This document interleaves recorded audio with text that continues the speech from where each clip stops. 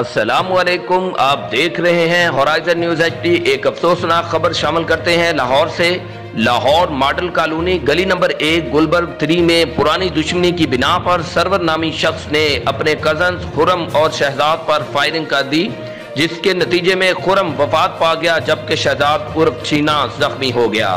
Report महबूब चौधरी, सरपरस्त आला, horizon news HD.